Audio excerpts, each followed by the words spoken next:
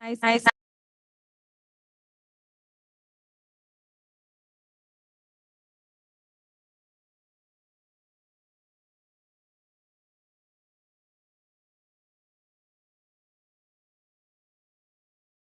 Continue to present a new set of challenges to overcome when it comes to free and fair elections in America.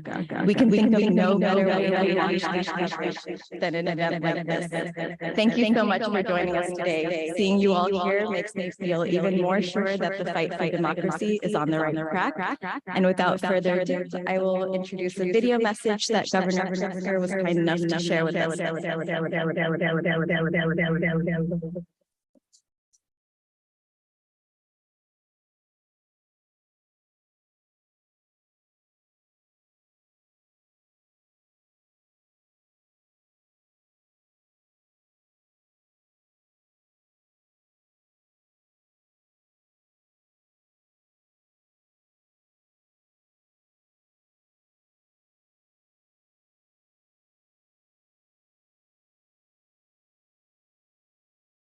Hello, everyone.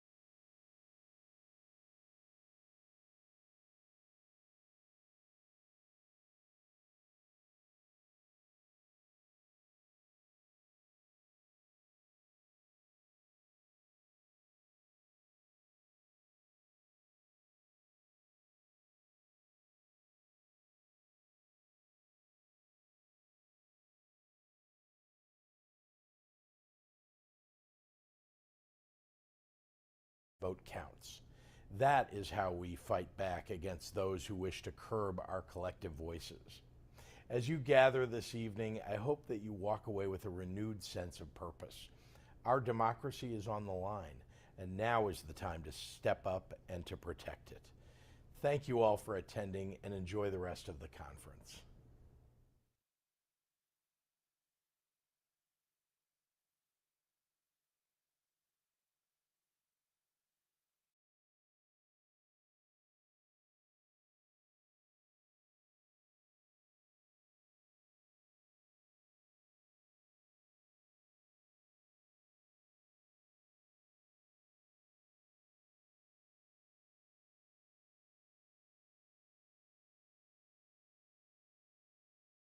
Fair elections and civil rights, Secretary Benson is a graduate of Harvard Law School and became the youngest woman in U.S. history to lead a law school as Dean of Wayne State University Law School in Detroit.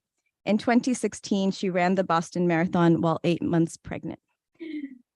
In an interview with The Guardian last year, Secretary Benson said, and I quote, "I want every voter to have rightly placed faith in the system. I welcome the questions. I welcome the scrutiny because I have so much faith in the security of the elections," end quote.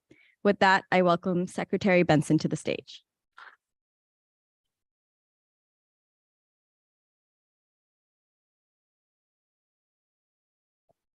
Thank you. All right, let's see if I can.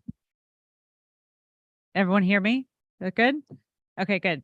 Well, thank you all for being here tonight for what is really a recognition of the reality that we are in the middle of a multi-year, multifaceted effort to undermine democracy.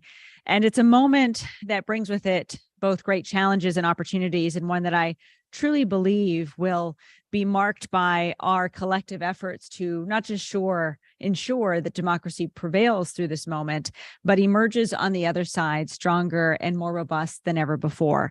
So I want to start by saying thank you to The Guardian and to the University of Chicago for welcoming us here today and for hosting this really important conversation and for inviting me to be a part of it. I've been really grateful for The Guardian's reporting and storytelling over the last several years. It's uniquely helped capture the reality of administering elections in this moment and tell that story to voters all across the country. That communicates the role that we all have in becoming educated and informed about those challenges, and then determining what we all will do about them. And that, again, I think really captures why we're all here today. And so with that, I think it's important for us to sit back and hopefully absorb the conversations that you're going to hear, the great panel discussion that will follow. But leave with a sense of what your role is going to be in this moment, because I know that's how I've approached our work since I took office in 2018. And even before then, I started my career in Montgomery, Alabama, investigating hate groups and hate crimes for the Southern Poverty Law Center. And it was there in Alabama, and particularly in Selma, where I was instilled with a deep recognition and sense of responsibility of both the sacrifices and the work that democracy really requires of all of us. And I was inspired with a deep sense of responsibility to continue the work of those who've come before us with an eye towards what that work really is. It was the work of foot soldiers who worked and marched in Selma to ensure that one person, one vote promise in our Constitution is a reality for everyone. And it's work that continues today, and it's a responsibility that is found in every American citizen. I believe ultimately the best chance we have in our country for equality, for equity, for everyone having equal access to power and opportunity in our country begins and ends with equal access to the vote. And so that's why, for me, the work around democracy isn't just about making sure everyone can vote. It's making sure we actually live in a country that lives up to its ideals, the ideals in our Constitution, the ideals of our founders, the ideals of really what does unite us and bring us all together. Now, in 2020, secretaries of state were in the spotlight as we work to protect those ideals and specifically protect the will of the people against an unprecedented, nationally coordinated effort to undo the accurate results of a presidential election. Now, in Michigan, we were ready. We worked with local clerks to modernize our voter registration systems to ensure that every eligible citizen could register and vote, even on election day itself. We implemented automatic voter registration in advance of the 2020 election. We educated every citizen about their right under our state constitution to vote from home. We sent absentee ballot request forms to every registered voter in the state and installed over 1,000 secure drop boxes across Michigan. Notably, that happened, the Dropbox piece happened in the spring when it became clear that there were going to be perhaps the former president would use the U.S. Postal Service as a way to interfere with the election. So recognizing that perhaps the Postal Service come fall might not be dependable, we installed 1,000 secure drop boxes all across the state to ensure no matter what, voters would have a safe and reliable option to return their ballot on time if indeed they did choose to vote from home. We also partnered with dozens of nonpartisan organizations, including every one of Detroit's major professional sports teams, to elevate the truth ahead of time and ensure every voter could have access to information that would give them confidence and clarity that they needed to exercise their right to vote in the midst of a global pandemic. And if you remember that time, it seems like so long ago in many ways, but the battles we were fighting prior to Election Day in 2020 that surrounded the pandemic were similarly rooted in lies and misinformation. The former president famously tweeted at me in May of 2020 and said that I announced to the world that I had sent every voter in our state a ballot. And that wasn't true, which I told him. It was an absentee ballot request form, which I was legally entitled to do, just like my Republican colleagues were already doing in Iowa, in Georgia, in West Virginia, and other states.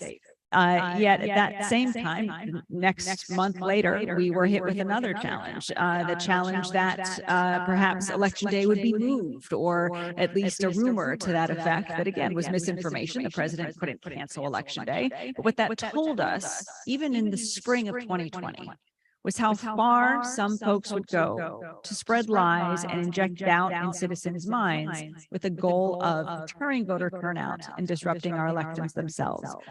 Yet despite all of that, we ensured in 2020 that democracy prevailed. In fact, when the polls closed on election night in November 2020, I was really proud that we had administered a smooth, seamless, secure election in which more Michigan citizens had voted on both sides of the aisle than ever before in our state's history. And in the midst of a global pandemic, in the midst of all the challenges that we faced that year, on election night, I was really happy. And I thought, now we have to just make sure, and I assumed all our conversations after that night would be about making sure that we kept that trajectory going, that we kept voters engaged on both sides of the aisle, that we kept the confidence levels high, because even with the nation and the state and our state in the grip of this pandemic, with a then president who seemed intent to use his platform in office to confuse voters, obfuscate the truth, and even try to subvert the will of the people, Michigan voters broke our state turnout record by 10%, with 30,000 new voters alone registering and voting on election day. So it was really quite a remarkable moment. And I say that to remember that in the months since, when things took a turn, we can't forget that democracy still was strong in 2020. And as the accurate results of the election began to be known, we thought we would see cause for celebration, not because one person won or the other, but because we had done it. We had protected our elections. We had ensured people voted, in fact, more than ever before. But then, once the results did become clear, things did take a turn. And in the days and weeks that followed, we battled an unprecedented, unexpected, nationally coordinated effort to interfere with the tabulation of valid votes, to block the certification of the election results, and attempt to submit a false alternate slate of electors to the National Archives. We saw all of this escalate into the tragedy at our U.S. Capitol on January 6th. And through all of that, and particularly on January 6th, it became abundantly clear to me that the work that we had done throughout 2020 to protect and defend democracy was just the beginning, and that we were up against not just an effort to overturn the results of the 2020 election. We were in a battle over the future of democracy itself that would not end anytime soon. And yet, throughout all of that, we have to remember, in Georgia, in Nevada, in Arizona, in Wisconsin, Pennsylvania, and Michigan, democracy prevailed in 2020. It prevailed because people of integrity on both sides of the aisle followed the law, upheld our constitutional protections, and ensured the simple promise of every valid vote was counted. As a result, both during that time and the years since, many of us engaged in this work have faced threats to our safety and our lives simply for doing our job and protecting those accurate election results. And that indeed is the darker side of these threats to democracy. Yes, there are threats to the system itself. Yes, there is misinformation. But at the same time, as we've seen through abundance of research, even just talked about today, there have been scores of professional election workers who have been at the forefront of the brunt of those lies, of the misinformation, of the nefarious attempts to dismantle democracy. It has led many of us to leave the profession since 2020, but it's also underscored that lies are not merely lies thrown into the ecosystem to create chaos and fear and confusion. They are lies that have consequences, and they have real consequences on the lives of election workers all across this country. A lot of you may know about an incident that happened outside of my home shortly after the 2020 presidential election. It was in December, notably 2 days after Rudy Giuliani appeared before a legislative hearing in our state, calling into question the results of the election and spreading multiple lies about election workers and myself.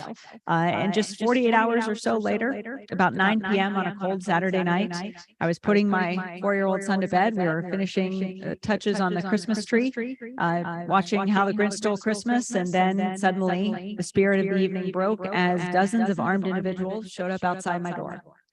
I remember looking out the window, trying to hide the growing crowd from my son, and then slowly bringing him upstairs, drowning out the noise outside with bath water so that he couldn't hear the graphic threats that were being made into bullhorns in the dark of night. It was a scene that would repeat in much greater magnitude and escalate towards violent ends 1 month later at our United States Capitol. But yet that night, men and women were outside my home demanding that I come outside and show myself so that they could confront me about the results of the presidential election and convince me, I guess, not to certify them or somehow arrest me for this, that, or the other. As things unfolded, I carried my young son upstairs, again, running that bathwater loudly to drown out the shouts. And I was concentrating on staying calm and focused, but I was always acutely aware that for about 45 minutes, all that stood between us and the growing crowd outside our home was one unarmed neighborhood security officer. I didn't know what was going to happen. Were things going to escalate? Were they going to try to enter my home? Was a stray bullet going to enter and ricochet into my son's bedroom? Was law enforcement going to arrive anytime soon? And what would happen when they did? And I also thought in that moment, is this what it means to defend democracy? Protecting my family against threats of violence at our doorstep while trying to simultaneously protect the accurate results of a legitimate presidential election? And in that moment, I thought about John Lewis. I thought about all those who stood at the front lines of democracy in Selma, Alabama in 1965 at the foot of the Edmund Pettus Bridge, who chose to march forward anyway into a sea of Alabama state troopers who were armed with billy clubs and tear gas, simply because they believed that the promise of democracy must be fulfilled for every citizen in our country. And that was the moment for me when I realized that the threats and the hateful words that were shouting outside my home were certainly geared towards me in that moment, but they weren't really aimed at me. They were aimed at voters. They were aimed at our democracy. They were aimed at every person throughout history who has stood on the front lines to defend it. And I thought in that moment, well, I couldn't control a whole lot of things, including the fact that dozens of angry people were outside my home with guns. I couldn't stem the flow of lies and misinformation that all sorts of individuals, including a former president, were choosing to throw out into the ecosystem to deceive their supporters about the results of a safe and secure election that they simply couldn't admit they lost. But I knew that it was up to me in that moment to protect the voters of the state from those threats. And the voters all across our country, because that's really what we were fighting. And while we can't allow the fear or threats to deter us from protecting our elections, defending every voice and every vote, we also have to recognize the very real impact they have on our votes, on our democracy, on voters' trust and confidence in our systems, and to recognize again that we all have a responsibility to push back, not necessarily on behalf of any one person or even election workers themselves. We have to push back on behalf of our democracy and the very principles that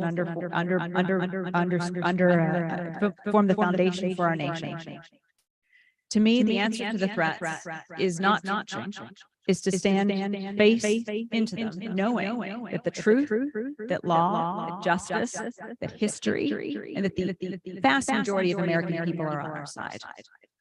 And so as we look now in 2024, we have to look now with the wisdom of what we experienced in 2020, that we could have all the success and overcome all the challenges in the world leading up to the election, but that still won't stop the threats from coming, whether it's outside our homes in the dark wintry night, outside the halls of justice, outside our Congress Capitol, or outside a polling place. We have to be prepared, even though we may be weary, to know that as the misinformation continues to increase, the threats will increase as well, and those threats will target people. In the years since 2020, we've seen two things. We've seen the same nefarious misinformation strategy continue to proliferate, most potently through candidates, many of whom have been called election deniers, who use their platform to raise money, to gain celebrity, and to lie about election procedures, about election integrity, about the outcome of our elections. And we've also seen just how resilient our democracy can be when we all as citizens stand up, armed with the truth and the law and justice and the Constitution on our side, and reject those tactics. When so many others are banding together with those tools together, we truly can ensure not only that those threats to our democracy are defeated, but also that we can emerge on the other side stronger than before. We saw this in 2022 in Michigan, where though there were many so-called election deniers on the ballot for every major statewide office, voters did not just reject those candidates, but they also voted in record numbers to amend our state constitution to expand the right to vote and protections for democracy even more, among other things, instilling 9 days of early voting in our state constitution. And the results of that election showed us that voters cannot just reject election denialism and declare it to be a losing political strategy, that they can use that same moment to demand a better democracy and in many ways receive it. And yet, despite all that, we still see election denialism as a political strategy. And so heading into 2024, we know a few things. First, we know that democracy is yet again going to be on the ballot and challenged at the ballot box. We should prepare for all the same type of tactics that we saw in 2020 and 2022 to resume. In fact, and this would be the second piece, resume not just as they were in 2020, but amplified by the fact that in several high-profile states and in some lesser-profile states, election deniers will hold powerful positions that they didn't hold in 2020, ranging from Secretary of State in places like Florida, to state Republican Party chairman and chairwoman, to members of Congress in Michigan and other states. We know that democracy prevailed in 2020 and in 2022 because of people of integrity on both sides of the aisle, working to make sure that it did. And so we also have to recognize that some of those individuals have been replaced and are no longer there. Now, there are some that are there, like myself, Brad Raffensperger in Georgia, who are ready to go again. Because I know Gabe Sterling, who also battle-tested and weary, were ready, as well as AG Aaron Ford, you'll hear from later. But at the same time, we also have to recognize that there are also new players on the field as well, with power, with authority, and with a intention to potentially use that authority to allow lies and election denialism to thrive. But also, and this to me is one of the most concerning realities, we also know that there are foreign adversaries who benefit who benefit when democracy in America falters. We've always known that. We've talked about that in 2016. We talked about that in 2020. But in 2024, those adversaries, Russia, China, North Korea, they will have more incentive than ever before to try to interfere with our democracy. Because of the war in Ukraine and many other challenges overseas, these individuals have a unique interest in ensuring that their views perhaps interfere with our democracy. We know this interference will come in the form of misinformation to create chaos and distrust among voters, and we can predict that misinformation will lead to more targeted attacks on election officials and the election infrastructure they oversee. So we have to recognize that in many ways, adversaries that we didn't have in the field in 2020 and in 2022 will be on the field in 2024. And they will use the same tactics that perhaps were unsuccessful in 2020, but they will use them perhaps with greater muscle, with greater resources, and with additional tools than they didn't have, like social media, than before. And finally, we know that our election officials stand in the middle of these challenges, bearing the brunt of them along with threats to their lives and real intimidation. And we know that they are weary, we know that they are tired. But I will also say what I've seen in Michigan and many parts of the country is that while, yes, it's true, many election officials have left the profession since 2020. We've also seen two things happen. Many have stayed. In fact, I remember quite clearly when I was in Detroit in 2022, I went to my polling place. Oftentimes when I visit polling places, it's a little bit sleepy, it's a little bit quiet, rightfully so. Sometimes there's not a lot of activity. But in 2022, I was hit with this energy from election officials who were there excited and determined to play their role defending democracy. And that gave me so much hope, again, in my hope for the future, which is that we emerge out of this moment with a stronger democracy than ever before, because people will determine that, and people will stand up to defend our election systems and our democracy when it's threatened. So we recognize that, but we also recognize that we all have a choice to be those people in this moment, and that many others are choosing that path as well. So while we may be losing election officials, we're seeing those who stay become stronger and more resilient as a result. And we're seeing tens of thousands of new individuals sign up to be election workers all around our country. And I think we can expect to see that in the future. So there's causes for hope. And there's causes to recognize that just as those who seek to dismantle democracy do have a strategy, we have a strategy as well. But our strategy isn't based on lies, misinformation, accusations of fraud. Our strategy is rooted in truth, the law, transparency, and trusted and tested election procedures. So as we look ahead to 2024, in addition to being among the people who defend democracy, whether it's poll workers, voters, truth tellers, or anything in between, I hope we also recognize the responsibility that we have to also become experts in the election process, to learn about the realities of voting in our states, so that when the misinformation hits, we can counter it with the truth, and we can counter it among our unique and respective spheres of influence. One of the things we are doing in Michigan, and I'll end by just saying these two pieces. In 2024, we recognize that two things we didn't do in 2020 will be to our benefit in 2024. Building coalitions on the ground and throughout our state, and building coalitions nationwide.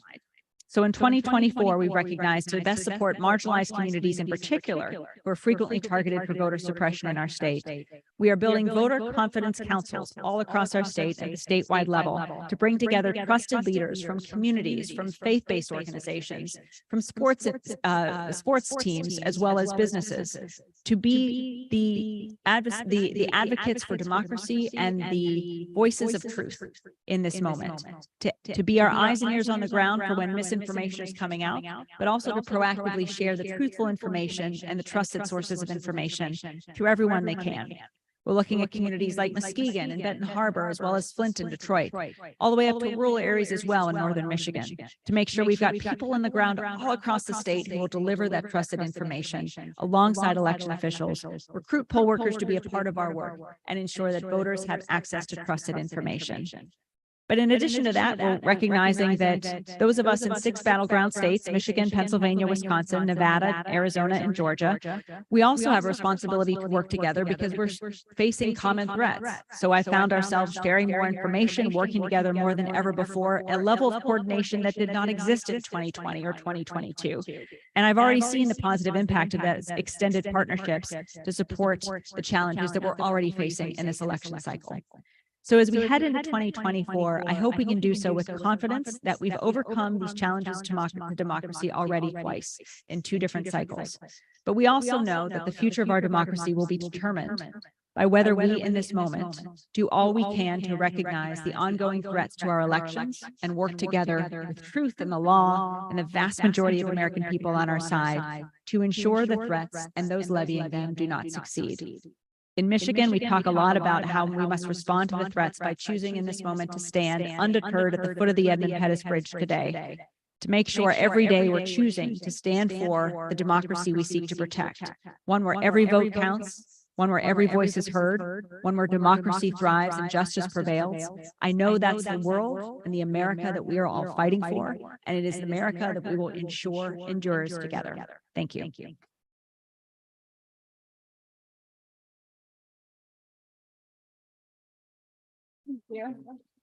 Stay up for a minute. Stay up a minute.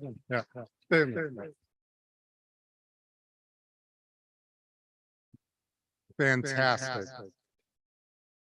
We are at a precarious moment in our country's history.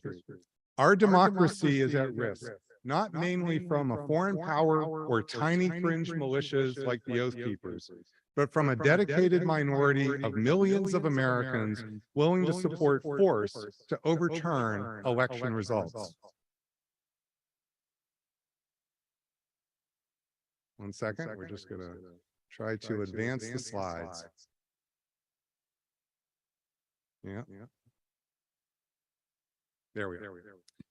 I have been studying political violence for 30 years. For the past 3 years, I have led research teams at the University of Chicago Project on Security and Threats and conducted numerous studies related to the Capitol insurrection and the George Floyd protests.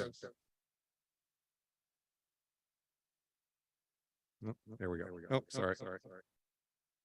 This research has been presented to the U.S. Congress, the administration, the January 6th committee, and the German Chancellery, among other governments. It has also been in the media. Here is a picture that my research team, my research team most wants me to show you. It's from our profile in Chicago Magazine, and I guess my team thinks it captures something. We are proud of our partnerships. Oh, sorry, folks. We are proud of our partnerships. Our research will soon be featured in the forthcoming documentary on January 6th, with never-before-seen footage that takes an as-it-happened approach to reveal new perspectives that can be embraced by Republican and Democratic audiences. The Canadian director, John Long, and his colleagues are here tonight, and we thank them for their brilliant work.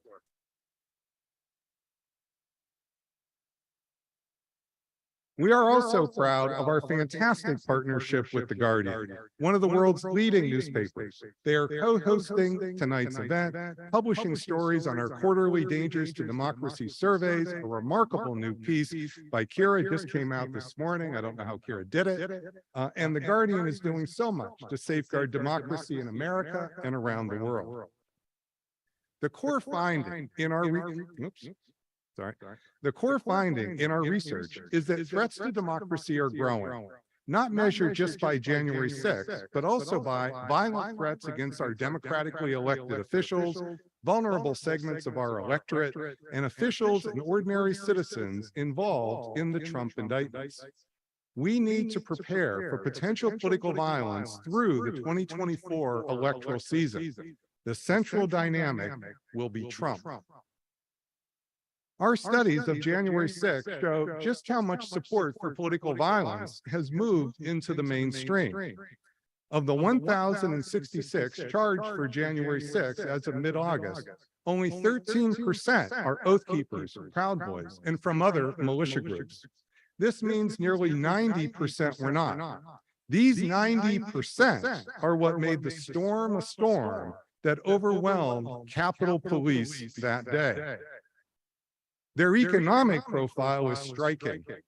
Half are business owners, CEOs, and from white-collar occupations such as doctors, lawyers, architects. These are people with a lot to lose. Only 7% were unemployed, almost the national average at the time. We last saw middle-class whites involved in collective political violence with the massive expansion of the second KKK in the 1920s. Here are examples of the Capitol Hill insurrectionists. This is a Boston area gynecologist. As you will see on the left, she worked at one of Boston's premier hospitals. On the right, we see her punching police in the rotunda. Here is a healthcare sales executive. On the left, you see him at the White House Christmas party with Mike Pence and Laura Trump. And on the right, he is daring Capitol Hill police to shoot him. There are literally hundreds just like these. Overall, the Capitol Hill insurrectionists are from the mainstream, not just militia groups or the fringes of society. Knowing this, in June 2021, we began to conduct national surveys of anti-democratic attitudes among Americans, particularly about deep distrust of our democratic institutions, political conspiracy theories, and lack of restraint in support for political violence. Essentially, the erosion of the key norms that are crucial for our democracy to work. Our surveys are fielded by the respected NORC at the University of Chicago. They are the gold standard of probability surveys based on 50,000 individuals in a panel matched on dozens and dozens of economic, political, other variables to the US population of adults. This slide shows the picture since January. As you can see, 8 of the 9 measures of anti-democratic attitudes are worse. Some by a lot. There is, however, good news, and I will return to that later. Overall, our tracker shows that today, Americans are more deeply distrustful of their democratic institutions and democratically elected leaders, and more supportive of political violence to achieve political goals than in January of this year. Let's look at some specifics. This slide shows the data on our measure of radical, violent support for Donald Trump, which we have consistently asked since June 2021. As you see, following the Trump indictments, violent support for Trump is up, and it remains up to this day. And that is an upward trajectory for the first time in nearly 2 years. Further, Trump is radicalizing both Republicans and Democrats. but in opposite directions. As you can see, there are actually more Americans radically opposed to preventing Trump from returning to the White House. Now, of course, there are many psychosocial reasons why individuals are violent. And so it's important not to equate the willingness to support force with violence itself.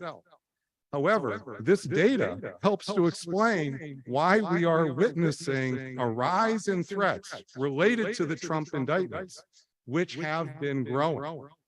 Overall, these findings suggest we need to prepare for a much more intense and potentially more violent politics as the Trump trials and primaries commence. Now, why is radical support for Trump so sticky? This is the question I hear the most on national TV.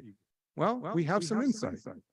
Our tracker gives us insight by showing that it's the belief that our democratic institutions are corrupt that is an important anchor.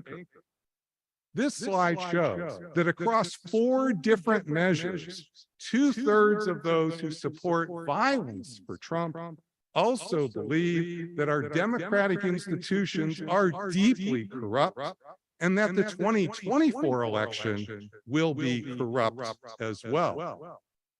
Statistical analysis shows these 4 factors are significantly more prevalent among the 14 million radical Trump supporters than in the general population as a whole.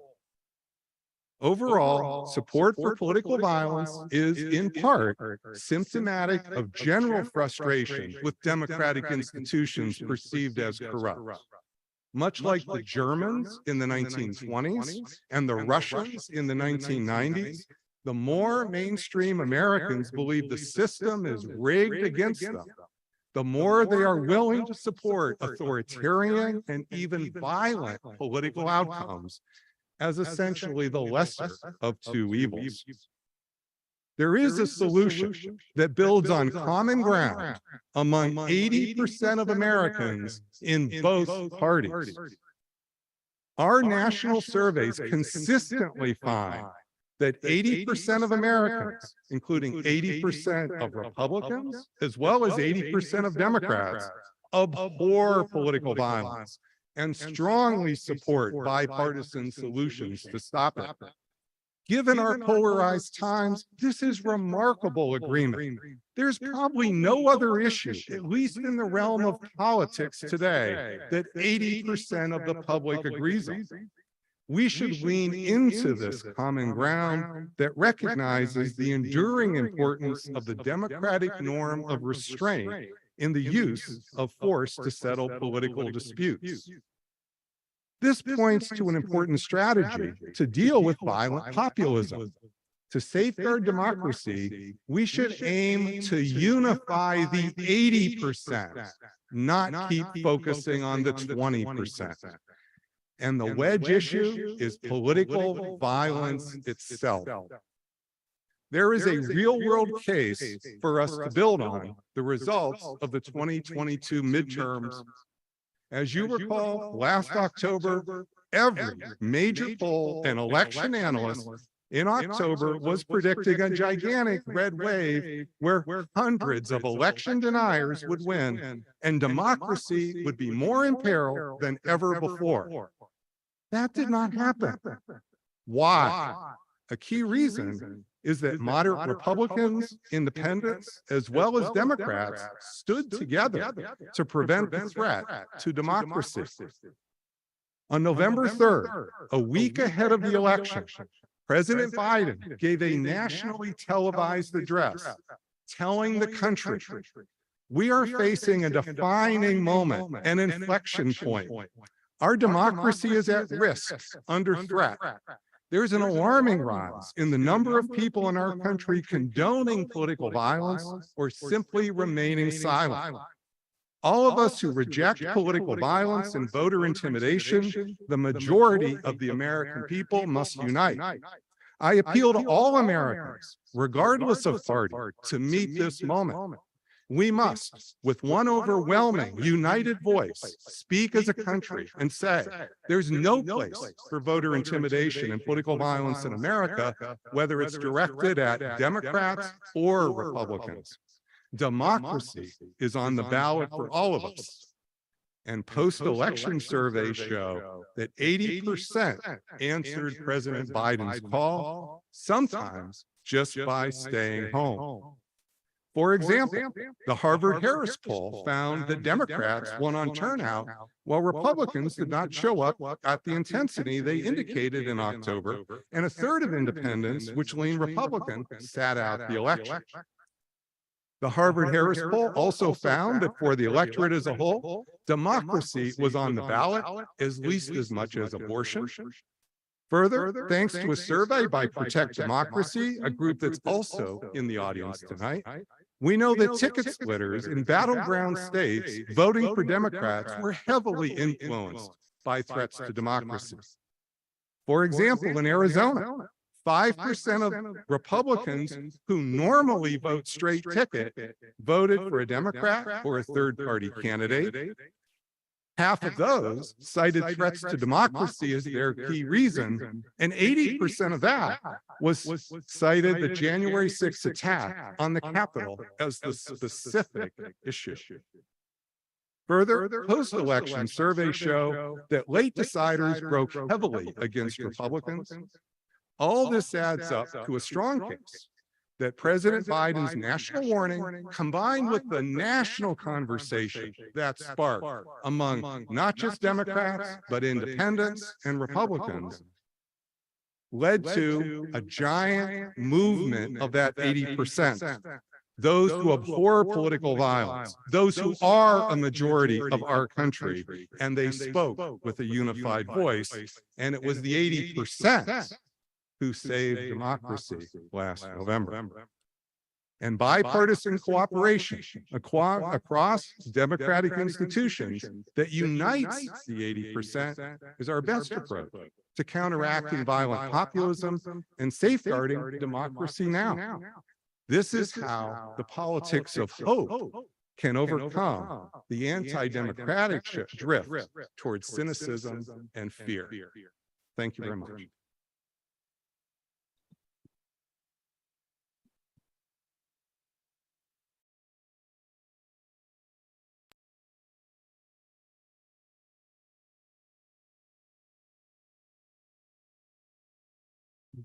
Good evening, everyone. My name is Sam Levine. I cover voting rights and democracy at The Guardian. I'm also an alum of the college. I graduated from here in 2014, almost 10 years ago. Though my Uber driver from O'Hare yesterday did ask me if I was coming back for the start of fall quarter. So it's good to know I can still pass as a student for dollar shake days or bar night, or and if you don't know what either of those are, it's probably for the best. I know that today's the first day of class for a lot of you, and it's one of the few times in the quarter when you have some free time, which is a rarity here at the University of Chicago. So can't express how grateful we are that you're choosing to spend it tonight with us. I'm excited to introduce our incredible panel and jump into our discussion about the ongoing threats of political violence and the danger that it presents to our democracy, one of the most pressing issues today. I'm going to introduce our panelists one by one. Please welcome them as they come up to the stage. Latasha Brown co-founded Black Voters Matter in 2016. Her work is designed to boost Black voter registration and turnout, as well as increase power in marginalized, predominantly Black communities. She's described her work as the nexus between the civil rights movement, the Black Power movement, and Black Lives Matter. She's also the founder of the Southern Black Girls and Women's Consortium, a $100 million effort to get organizations to invest in Black women and girls over the next decade. And she's had many, many appointments at Harvard studying democracy. So please welcome Latasha to the stage.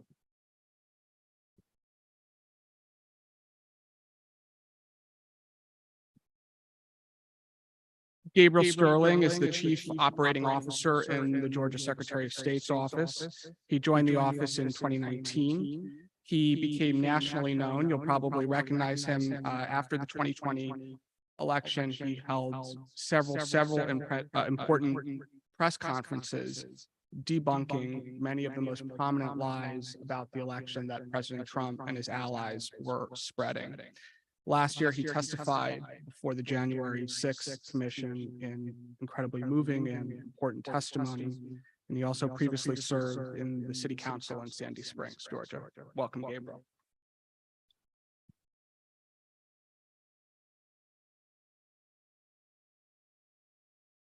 Aaron Ford was elected the 34th Attorney General of Nevada in 2018. He's the first African-American to hold statewide constitutional office in Nevada.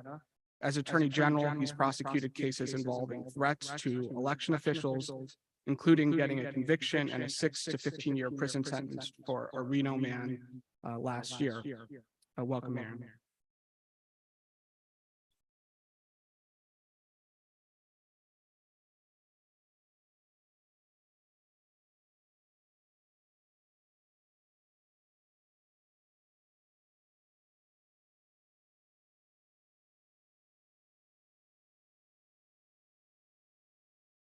Can everyone hear me?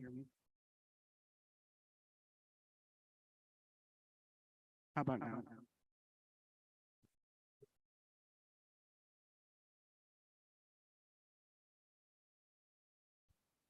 Now?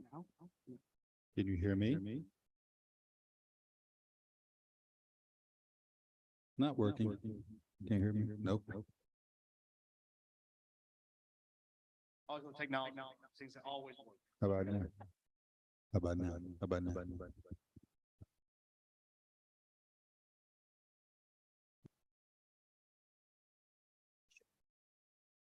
How about now? Ricky. This one. Can't tell.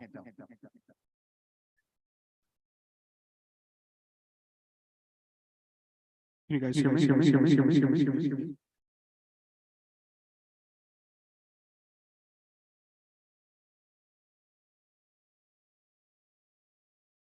Yeah, one of these. Hello. We'll pass them back and forth.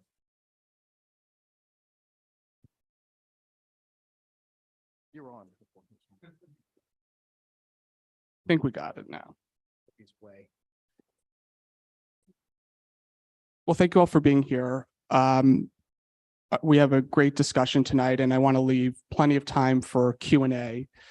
But we heard Secretary Benson talk about the incredible threat that we're facing in 2024. And I wanted to throw it out to each of you and let you go down the line. Could you just walk us through, we're a little more than 13 months away from the election. What's keeping you up at night? What are you concerned about as you prepare for the election? We should have talked before we started. The biggest things are and I've said this repeatedly, the radicalization of some dumbass is the main thing I'm worried about. Essentially, I'm defending America. I'm going to go, this is the cascading threat is what I'm really worried about. Somebody in the Eastern time zone on election day goes in and opens fire at a polling location and drives away. That gets shown on the news. People decide, I'm not going to go vote. And some people say, I'm going to go do it anyway. And then there's a copycat somewhere else on the East Coast and then in the Central time zone. By the time it gets out West, is this planned? Is it coordinated? Is this a direct attack on us? Are they trying to kill somebody? And is it organized? And then suppressing the vote overall? That's my biggest overall threat. There's always going to be the undermining side coming from the outside of America forces. You left out Iran, Jocelyn, earlier, because one of the things there was a thing called Enemies of the People, and it was a website. And I remember I was on there, secretary was on there, my boss was on there, Governor Whitman was. It was like 30 or 40 of us, and they had like a picture of us, picture of our house, targets on it, address, email, phone numbers, all of it. About a month later, I get a call at a Mexican restaurant from the FBI because I got great news. Like, what that? It was the Iranians. I'm like, why is that great? And like, because it's not homegrown. I'm like, yes, but homegrown crazy people will see it. And trying to feed on that and undermine the institutions itself. Those are the indictments are necessary in some ways to hold responsibility. I get why they're happening. But what's happening now was an obvious outcome from that. Trump was losing to DeSantis. He gets indicted by Bragg in New York, and it flips. And Bragg in New York, having the weakest, dumbest of all these indictments that he ran saying, I'm going to get him. And they, even liberals who want him indicted, said, this is a pretty novel legal concept to just, ignore statutes of limitations and things like that. That defined everything else that came after, because the American people see it all as one big jumble of indictments. And essentially, what a lot of people who are on my team, as a Republican, I get a little extra leeway on these things sometimes, are say, it is rigged. They are after him. They are trying to get him. They're trying to, he's such a threat. And you saw up there the numbers that Professor Pape showed. There are more people willing to use force to stop Trump from being president than those willing to use force to allow him to put him back. He broke both parties. But it's not just him. There's an underlying issue we have across both sides. And Professor Pape's right. 80% of the people are there and they're fine and think everything's great. There's 10% on both sides that are just losing their minds. And they do believe everything's corrupt. But those are the basic things that keep me up at night. And I think I share those with secretaries and elections workers from across the country. Those are the biggest items that I see. Thank you. There are three things that, similar to many of the things that you shared, I do want to raise that part of why we are in this position that we're in is because we have not equated racial violence as part of political violence. We have found a way to separate that when minority communities or marginalized communities are attacked, that in some way there's an individual attack, right? But some way when there's this political show like we saw on January the 6th, that in some way that goes to another level, which it does in many ways, but we're not really dealing with the undercurrent that has created that circumstance. And so I think that is really important for us to really recognize that the roots of racism, right, have led literally to where we are. That when we allow some people to be attacked, when we allow some folks' humanity to be undermined and attacked, that opens it wide open that violence is okay to say to actually use as a remedy. I think the second piece is that we also have to be very careful that we're not creating a false equivalency around this side to that side, that in this idea of unity that we're dishonest. The truth of the matter is there's been a radical, violent faction in this country that literally has gone after particular groups of people that we've seen this over and over again. That's not new. That's not new. When I come from a family where my mother integrated high schools in Alabama. I'm a native of Selma, Alabama. And although I live in Atlanta currently, she integrated high schools in Alabama, was one of two Black children in a 3,000 student body, and was accosted every single day.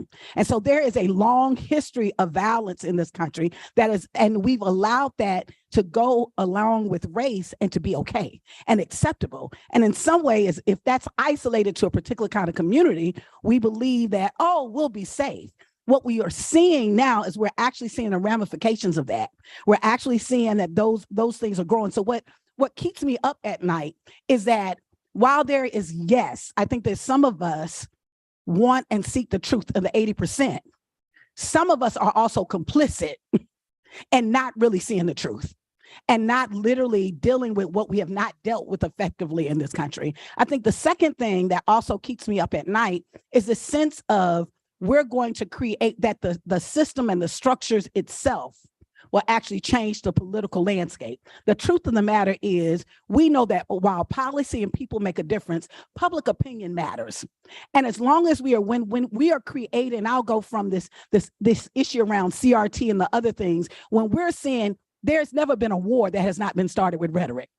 There's never been a racial violent act that has not started with rhetoric. When we allow a governor to say that there are some people that their history does not matter, that there are some people are marginalized, that all of that racial rhetoric, and we're all sophisticated enough and educated enough to really be able to understand and hear the dog whistles. We hear what is said, and we also hear what's not being said. And when we're not honest to really deal with what we're facing in this country, then we're not going to really get to the root of the problem so that we can actually turn a corner, so that we can actually have a space that when we're talking about a fighting around, where we're talking about just political violence, that we're talking about something greater. Because really the root of all violence is in this notion that humanity is in some way less, it has a lesser value for some people than others.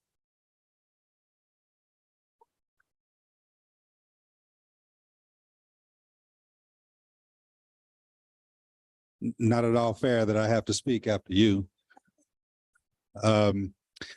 Listen, it's a great question, and we were at not quite lunch, but right before this, we were just kind of powwowing beforehand, and we talked about this notion of 80% versus 20%, not necessarily in those numbers, but certainly talking about it from the perspective of attacking democratic institutions. That's something that I've noticed, something that concerns me, something that keeps me up at night. But there's more than that keeps me up at night. I think it's 21 Savage and J. Cole have a song, and the name of that song is A Lot. There's a lot that keeps me up at night, not the least of which is what you've already heard. Radicalization on both sides, to be sure, minimizing the historical impact of racial violence and not recognizing that it's been a precursor to where we are now. But some of the slides some of the points you noted in that slide really keep me up at night. It was my predecessor in this seat as Attorney General who led the false allegations of a defiled election. My predecessor, the Attorney General for the state of Nevada, was the one leading the way to argue that our election was stolen, that it was defiled, and that it was not accurate. It was he, along with others who were not, as you indicate, members of the Oath Keepers or the Proud Boys. It was those from the intellectual elite, if you will, arguing that people in our state should disregard the electoral count and should undermine the integrity of our elections. That keeps me up at night. Because we are not only receiving it from the Oath Keepers and those others who you might quote unquote expect it from. There are those who are sitting in there are those who are neighbors of yours in this very room who were potentially at January 6th, but certainly advocating for some of the beliefs that we've heard espoused. That keeps me up at night. We had asked in the earlier conversation what's different between then and now and what we're doing relative to in anticipation of 24. I can't lie. In my estimation, unlike Michigan, we weren't quite ready from an AG perspective. Our Secretary of State was ready, but the Attorney General's office wasn't ready. We weren't contemplating that we were going to have an onslaught of lawsuits looking for literal frivolous litigation around brand new discovered causes of actions related to election fraud. We fortunately were able to defend all 6 of those and prevail on all 6 of those that my office had to engage in.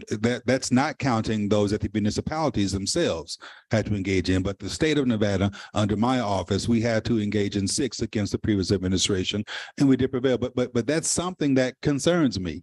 That's coming again. That was a test run. I have, in my mind, resolved myself to this fact that 2020 was a test run for 2024. And they have, in fact, refined their efforts. We saw that in 2022, where the people who won nominations of a particular party were the election deniers in Nevada. Now, fortunately, they did not win the general election. But let me be clear, half of the people in our state voted to allow an election denier to become Secretary of State. That keeps me up at night. Had that person been my client, I have no clue how we would have worked together on defending the integrity of our elections. This is important to note that, again, this is a widespread issue. We talk about the 80 and the 20%, but I think that we have to talk about the 20% relative to them not just being, again, the fringe of the fringe. They are those sitting in this, neighbors of those sitting in this room. I don't know, you may be interloping right now. Maybe it's some of y'all. but the fact is, it's not as fringe as you would think. And I'll tend to the mic back and I'll say this, because I also want to acknowledge that we do have 80% of folks. I'm using a number. I'm just presuming it is accurate, right? We have 80% of folks who have a different perspective on this thing. So I'm a Democrat. I'm an unabashed Democrat, born and raised, and ran as a Democrat, been reelected as a Democrat. My son's a Democrat. He is a 18-year-old. When he was 16, though, he had a good friend whose parents were Republicans, and they were supporting Donald Trump. I was not supporting Donald Trump. And my son was not supporting Donald Trump, but my son had been raised with this young kid, and he said, "Dad, I don't understand how he and his family can support Donald Trump. I just don't get it." He says, "They are not racist. They are not bigots. They are not, as sometimes people are described, as those who are otherwise supported. I just don't get it, son." And it made me reflect. It made me think, because I had to say to myself, look, there are certain topics out there that I don't care who you are, what party you're with. If it is this one thing, if you're a racist, I'm not supporting you. You could be a Dem or R. I'm not going to vote for you if you're a racist. That's my, like, if I was a single issue voter, that's my single issue.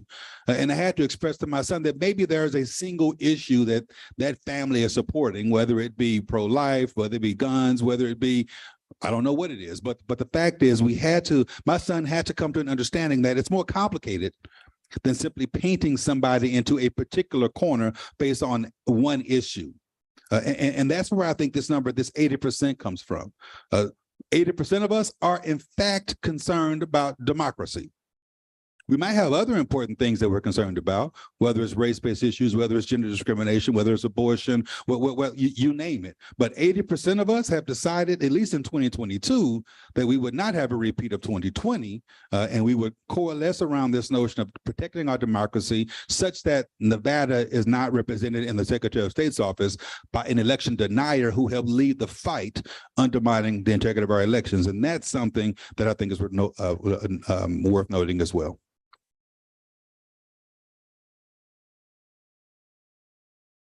Latasha, I wanted to come back to you for a second. You talked about the relationship between race and political violence, and I think that's something that's often overlooked. You know, we live in a country where there is a long history of violence towards Black voters. And I'm curious, you know, on the ground, what kinds of intimidation, violence are you seeing? And how is that affecting the voters that you are trying to mobilize? You know, because we've seen that it doesn't take an actual violent act to deter someone from voting or being engaged. Sometimes the threat of violence is enough. Well, I'll give a couple of incidents. One, on January 6th, this is after the election cycle, after me, my family, I'm excited. I'm going to go home. I'll be able to be with my grandbaby and my kids. I can, you know, my nieces. On that particular day, I actually had to leave my home, myself and Cliff Albright, who's the other founder of Black Voters Matter, because we were on the hit list. We had to leave and go to a safe house and stay for 11 days because I was registering and people to vote and getting people moved, literally helping strengthen democracy.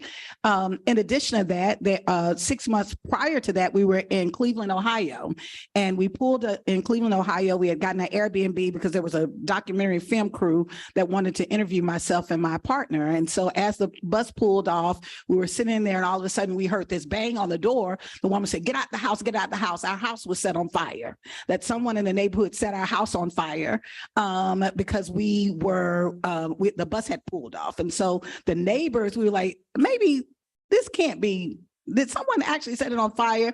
And a neighbor actually, a Black family said, we don't think it's best for y'all to be here. It's not safe.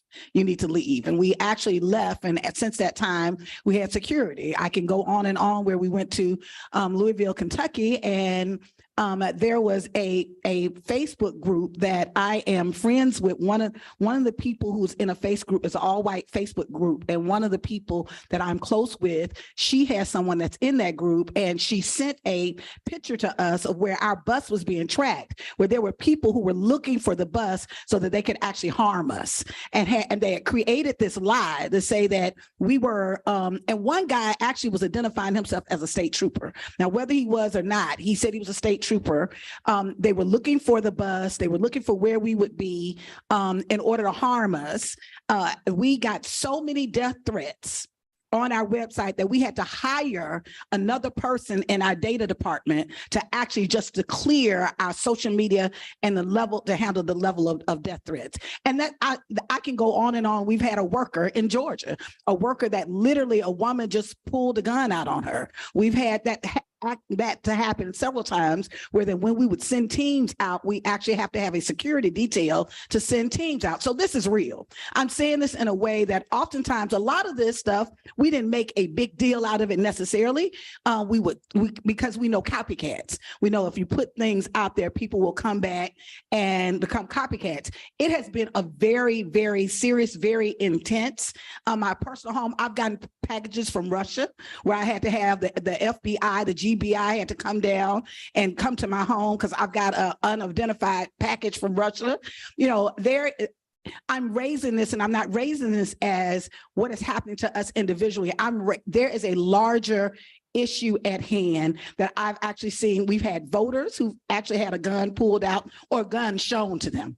The gun wasn't pointed to them, but the person said, you know, it's legal for me to carry this gun, you know, about the stand your ground laws. And so we've seen incident over incident throughout the area where Black voters in particular, but voters in some other places in particular, who have literally been threatened. We have been threatened. Our workers have been threatened. A sizable part of our budget, we have a budget line item just for security now.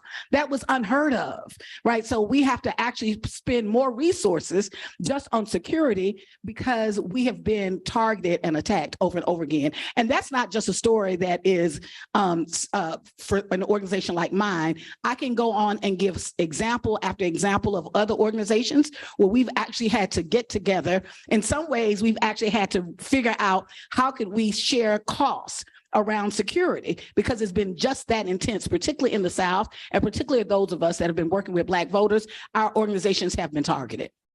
And do you think that's deterring other organizations from doing voter registration work? Is it deterring voters from voting? You know, I certainly think that it has an accumulative effect, that it impacts, you know. I think one of the pieces is that the best way for me to say I'm Black in America, and I'm a Black Southern. And unfortunately, a part of the history of being a Black Southerner who is doing the kind of work that I'm doing is that part of being threatened it's historical. I mean, Dr. Martin Luther King was killed. Medgar Evers was killed. And so while we would say that that was in the distant past, that same kind of attitude and that behavior still exists. And as long as we coddle that and we are not honest about it, we will continue to see this happen. And so over and over again, so while yes, does it bother me? Absolutely. I'm concerned about, I literally went and purchased another house and so that I can move out. I feel threatened. There were times that just leaving out my door, I felt threatened, right? And I was just like, okay, God, I need you to protect me. You know, so it's absolutely had an impact. The reality though is I recognize what's at stake. And for me to live in a society or live in the nation, I know what it means to live in a nation that's not democratic, that is a larger threat, that to give license to be able to attack my community, to say that our history doesn't matter, our lives don't matter, that our education, our choices don't matter, my voice doesn't matter, that is far, far more violent, right? And so we do the work that we do because we recognize that the alternative has far greater consequences. Gabe, I wanted to come to you to ask about misinformation, which is what's fueling so much of this threat of political violence. And you've spent a lot of time over the last few years debunking claim after claim. You went frame by frame through the infamous video of Shay Moss and Ruby Freeman at State Farm Arena. And yet that lie still persists. And I spent some time with your boss, Secretary Raffensperger, last year when he was running for re-election in the primary. And I asked him, how do you overcome this deeply held belief that these ballots were illegitimate, that the election was stolen? And he seemed to say that it's just a matter of keeping at it. If you speak the truth, eventually people will come around. I'm curious, is that your approach, and how are you guys planning on dealing with that in the next election? Georgia was an obvious outlier from the election denier wave that we saw in Republican primaries. I mean, Secretary Raffensperger won the primary, crushed his opponent, who was a sitting congressman endorsed by Trump. Governor Kemp was running against the previous senator from the state, David Perdue. And one of my favorite parts of that entire time was there was a WSB TV poll that showed that David Perdue was going to get beaten by Governor Kemp by 30 points. I was with Governor Kemp at a baseball game a few weeks back, and I said, that was one of my favorite things because David Perdue said, there's no way we're losing by 30 points. You know what? He was right. He lost by 52 points. There's a way to get to that credible, understanding middle. And what we saw, and this is what happened in other states differently from Georgia, was the Secretary, Raffensperger, and Governor Kemp. Both parties have their activist class. They're the people you see canvassing. They're the people who man the phone banks, the people you see the Saturday morning breakfasts. Those are the kind of people you always see. Democrats have them, Republicans have them. And there used to be, I can go way off on this for a second. Just keep telling the truth over and over and over again. And don't think you're going to, there's unsavable souls on this front. There are people who we could show them every bit of evidence in the world. And I told a joke at lunch today. I said, did you hear about the Trump supporter who died and went to heaven and saw God? Welcome, son, welcome to heaven. And he says, I'm glad to be here. I appreciate Jesus and God. And I just got one question for you. Why do you let Biden steal the 2020 election? And he looks at him and goes, well, son, I'm sorry. Biden actually won the election. Trump actually lost. Trump supporter thinks for a second, goes, conspiracy's higher than I thought. I mean, there's a group of people that are like that. You will never, ever, ever in a million years, no matter how much evidence you show them, get off that. You can't fight for that. You have a limited bandwidth of time and resources. You have to get to what I used to be a political consultant too. In every neighborhood in America, there is a Betty and a Bob. All of y'all either are those people because you're here or you know who they are. Betty, Bob, who am I supposed to vote for and why? I'm not keeping up with the city council race. What's happening? Why is the street light happening? In every neighborhood, you have to get to them because they are the purveyors of actual truth on the ground. One of the worst places for misinformation in the world, I call the bowels and pits of hell, is Nextdoor. Have you ever been on that app? It's terrible. It's like the worst thing in the world. It's only good for maybe finding dogs and if a snake's in the neighborhood. Outside of that, it's terrible. But those are the places that these conspiracy theories go up. And it's not just social media. It's at dinner. It's amongst friends. They no self-reinforcing thing. And you have to, I talked to journalists when we were talking earlier, the Guardian's like, the people who need to read articles are obviously not reading our articles. The people who believe it was stolen or the people who believe in political violence. And I said, look, you still have to do the articles. You have to get the truth out there to get those Bettys and Bobs and those people in the middle who people listen to have a link they can share, information they can have, real evidence. I was just focused on getting the evidence out there.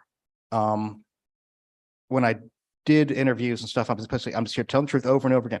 The reason it's easy for me to do is because I keep saying the same damn thing for 2.5 years. Right. And even the big conference we did the day before the runoff election in Georgia. I'm a Republican. I'm a born and raised Republican. My mother's huge liberal Dem. My dad passed August. He was huge conservative, but more businessman conservative, like I would call him a Chamber of Commerce conservative, the traditional guys we think about. And most people are like that. but the media and people love the carnival around Trump. But it's not just Trump. If Trump's gone, these same issues are going to exist. We have to be prepared to deal with them. A lot of people think, we get a Trump, it's all going to be fine. In my heart, I hope that's true. I mean, I have relatives who I still have to fight with about this. And this is the one time in your life when you're having an argument, I can say, I literally know more about this than any human on the planet. Stop arguing with me, but they can't. It's an emotional thing. It's a gut thing. It's the misinformation is going to be there, and there's advantages to doing it. You raise more money, you get people stirred up, and this is why I get my both siderisms. Stacey Abrams was violently saying that there was voter suppression in Georgia with Brian Kemp in the election. That wasn't true. I know you're going to disagree with me. But like the 83,000 people that were in suspension of not being registered, they didn't have their IDs yet. If they showed up with their ID, they could vote. If Jesus Christ from Heaven Street was one of those people, showed up, he could vote. I mean, we have record turnout. You know what our voter registration rate in Georgia was in 2020? 98%. You have to try not to get registered in my state. We've had online voter registration since 2016, automatic voter registration 2016. We have 19 days of early voting. I love these states out there like New York who didn't have any. And I mean, and Michigan just got it and they got a whole 9 days. It is easy to vote in my state. And stop. It's easy to vote. It's hard to cheat. There's a reason voter fraud is low, is because we have really good laws. And we can sit and argue about this, but the underlying thing we would agree on is we have to accept the outcomes of these elections and agree to certify them. And we all have to work on that. We can fight about some of these things, but I'm telling you, and I have to deal with this all the time. We fought the last war in 2020. We were convinced we were going to get misinformation from the left because of what happened in 2018. That was our big fight. We invested lots of money to go to minority communities and do PSAs and say, listen, go to the trusted sources, trust your elections directors, trust the Secretary of State's office. We are telling you the truth. We targeted the wrong people because we didn't think it was going to go that direction. So yeah, you keep telling the truth, you be as transparent as you can, explain the processes. And in our case, we have to defend our laws. We still have lawsuits from 2017. And from Stacey Abrams, it was really funny. Stacey Abrams' lawsuits, she had some specific claims. Machines are flipping votes. Sounds really familiar. You know what happened just after Donald Trump made that claim? They quietly withdrew those claims from their own lawsuits. There has to be a responsibility on both sides to not weaponize and undermine election administration. It gets me really angry. And I think there are people out there with an agenda to raise money and try to stir up their votes, which is, I don't mind raising money and getting your base fired up. Don't lie. It's not good when the left does it. It's not good when the right does it. Don't lie. Spin. Okay. Then you agree that 98% voter registration is great. I'm glad we're there. We're not going to have the fight about this. What we have to realize is there's going to be misinformation, and in every election there's spin. There's always going to be, I'm going to hedge a little bit this way or hedge a little bit that way. Facts matter. The law matters. The Constitution matters. And our big issue with a lot of the people on both sides is they all believe they're fighting for the best America. They believe in their heart of hearts, on the left and the right, I'm defending American democracy. It's in some cases, we've got to burn down this village to save it, but that's what a lot of them think and believe. Attorney General Ford, I wanted to go to you from a law enforcement perspective. And I wanted to ask you what you think the line is between the First Amendment and a political threat. This is an issue that has come up in the Justice Department's investigation and prosecution of these issues. There have been election officials who have said the prosecutions at the federal level have not been aggressive enough. I think the statistics are something like, since the Justice Department set up a task force in 2021, they've investigated more than 1,000 credible threats against election officials. They brought 14 charges, so very, very slim number of cases. But I mentioned when I was introducing you that your office recently secured a conviction against a man who was threatening officials in your state. And I wanted to talk a little bit about that case. So this man said he was repeatedly tweeting racial slurs at elected officials. And he said things like, prepare your family, I'm going to murder you in front of your children. And you guys successfully convicted him. There was another man who called the Nevada Secretary of State's office and said, I hope you all go to jail for treason. I hope your children get molested. You're all going to blank die. And he was acquitted on federal charges.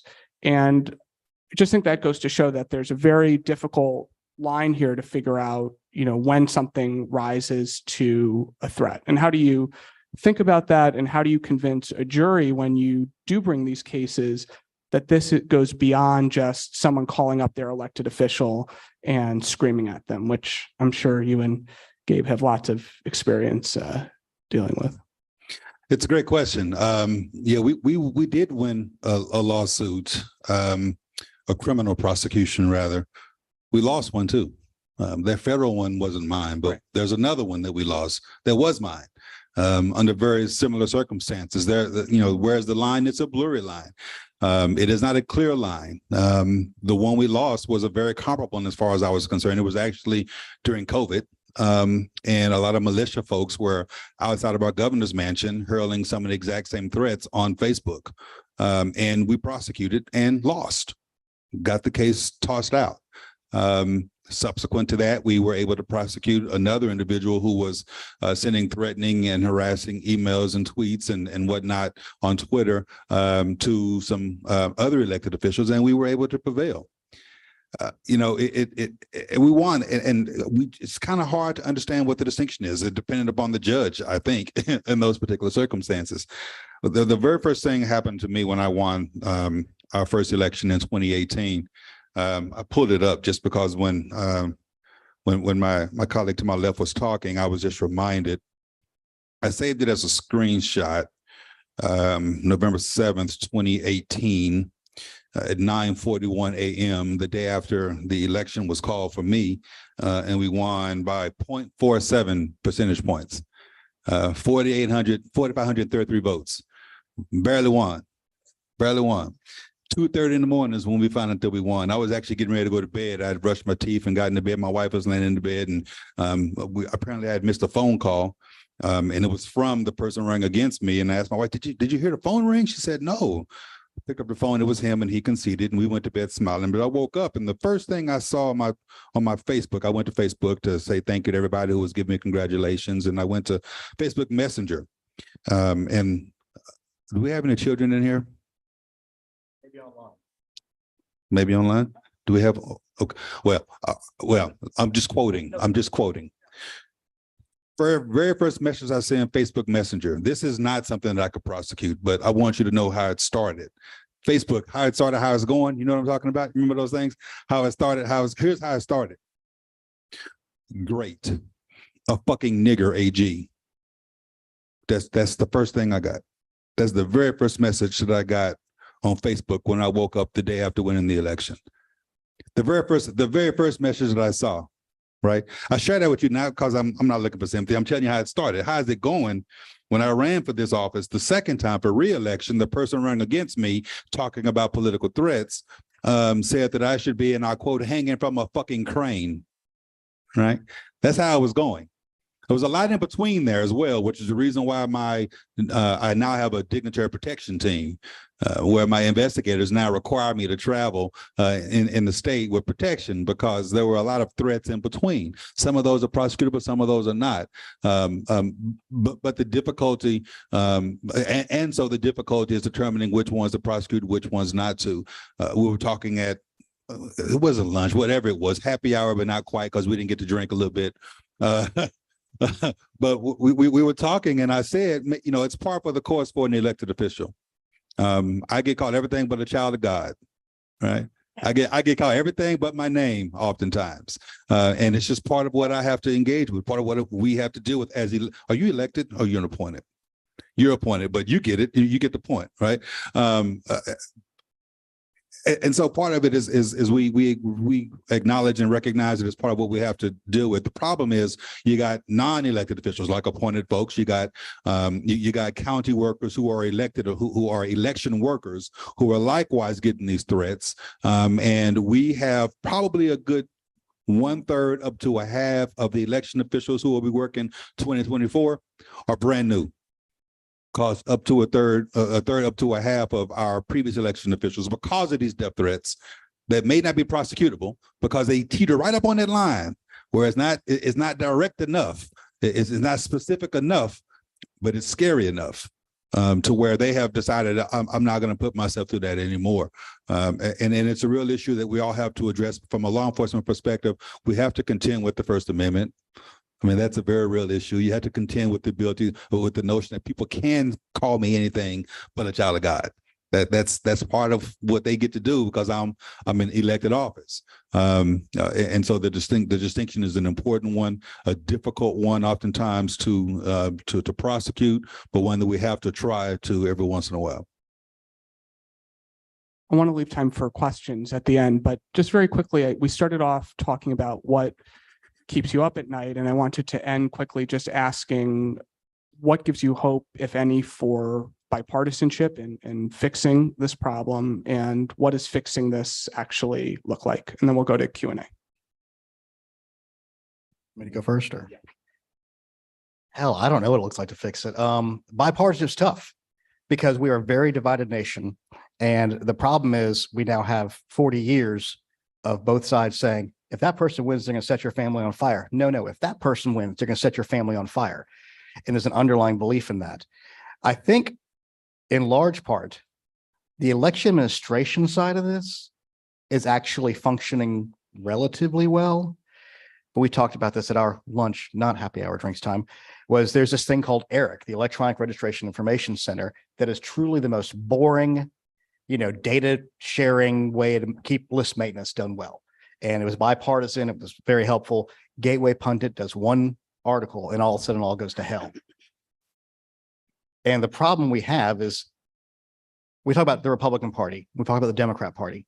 They're made of individuals. They're individuals who care about either power, prestige, or some policies.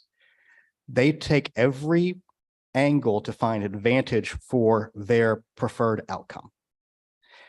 Right now, there's people in my party who basically saying, I'm willing to use force to get an outcome. I'm willing to, when Donald Trump said we should suspend the Constitution, that should have been a deal breaker for anybody who has an R next to their name. But they were like, nope, go for it. You're right. I've thought it's just going to take time. I was wrong. 2022 seemed like a very simple, easy thing. We got through it. There wasn't a lot of drama. Almost all the election deniers lost. And in any normal situation, a party like the Republicans would be, wow, we nominated election deniers, we all got our ass kicked. Maybe we should do something different. No, a lot of them are doubling down, going, we're going to go for Trump, and if you don't believe in the tribal belief that this is done, then but they're going to lose. That's just. But my biggest, I want, of course, Trump to lose in the primary. That'd be the best retribution of everything. But then he'll say that whole system's rigged. Hell, he said the Emmys were rigged when he lost the Emmys. So he's had a long history of this. When it comes to election administration, at least in Georgia, we have a lot of bipartisan cooperation. We argue around the fringes and we use rhetoric that's way beyond anything, but election administration is boring, easy, counting, reconciliations, training people, getting machines out there. And in my state, we get sued from the left a lot, and we get sued from the right a lot, which makes me assume we're probably doing it right. I worry about other states. I worry about Arizona. I worry a little bit less about Nevada. I worry a little less about Michigan. Wisconsin right now is a complete, that is like on a narrow edge either way. Georgia, our Republicans, from my point of view, got it right. We nominated Raffensperger. We nominated, the guy that Trump said, these are all the enemies of the people. You got to get them. And they got crushed. And they still managed to win historic victories in 2022. Kemp won by a larger margin over Stacey Abrams than he did in 2018 by a lot, like 300,000 votes versus 50,000 votes. It just takes time. And eventually, I normally think issues change and people kind of say, I want to make rational decisions to try to win elections. Again, not happening right now. I don't know how to make it work any better. We just got to keep our head down, keep telling the truth, keep working through it. Winston Churchill had a line that I use a lot, that Americans always do the right thing after exhausting every other option. So And I'm also reminded of another quote that democracy is the worst form of government in the world, except every other one we tried. So I always stay optimistic and we're going to get this. I don't know exactly how. I don't know what the lightning in the bottle is going to be, but there's normally a wake-up call. I thought January 6th was going to be the wake-up call. I was wrong. But I have ultimate faith in the voters. You have to trust the voters. You have to let them work through these issues. And we have issues we're dealing with that are similar to issues we had in the 1850s, the 1950s. Now, there's always going to be this tension.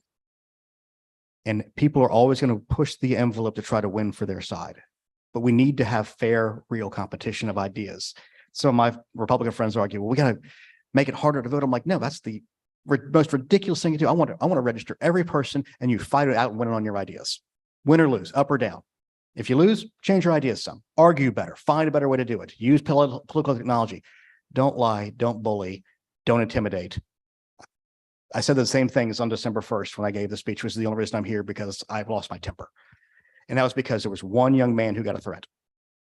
And I remember watching I got the call about it, and I got a tweet that came in. I saw a twisting noose with a young man's name on it and said, "You've committed treason, prepare to die," basically. Why that was the one that finally snapped me after having 3 weeks of dealing with that crap, I don't know, but it was. I think everybody can reach those points. It's hard to stay pissed off and angry for years at a time. Human beings aren't built to do that. The fever will break. I've got faith. It's just going to take time and more love than hate. People need to find Jesus or something. We need to love our neighbor. Love thy neighbor is the end of Mr. Smith Goes to Washington.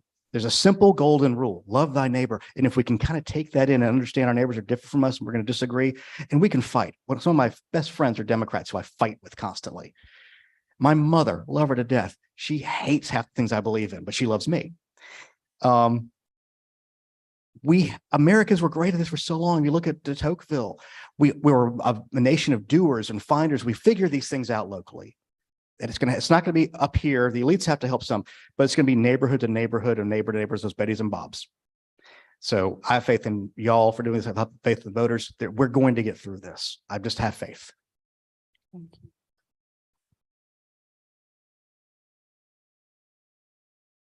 So I like the quote, "Love thy neighbor," the second part of it, "as I love thyself." And so I am just wondering, just out of curiosity, how long did it take you to vote? 22 minutes. It took me 4 hours. Where? I live in South Fulton. It took me 4 hours and I stood out. Actually, I did. And then, and when I didn't early vote, when I voted on election day, yes, come on. Because I stood in line with someone. And who sets those polling locations up? So let me ask you this. I stayed in line. I did 4 hours on one, 2 hours on the other. I actually stayed in line with someone who they stood in line for 12 hours. Were you aware of that? In Buckhead. Oh, yeah. You want to know why? You want to know why? Who makes the decisions on polling locations? Who makes a decision? You tell me. Who is it? Well, who makes it now with SB 202? The same freaking people. Yes. You know what it was? The Democrats and the Fulton County Commission who pay for those things. They decide the polling locations. They decide the equipment. And if she says anything else, she's just fundamentally incorrect. Let me get into this. Counties run elections.